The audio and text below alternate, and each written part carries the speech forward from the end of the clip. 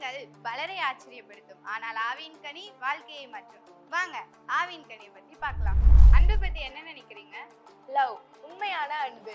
Feeling மட்டும் இல்ல, sacrifice. People deserve பண்ணனால இல்ல, காட் லவ்ஸ் இஸ் ஃபர்ஸ்ட் அப்படிங்கறனால தான் லவ் பண்றோம். Love is not just spoken, it is shown.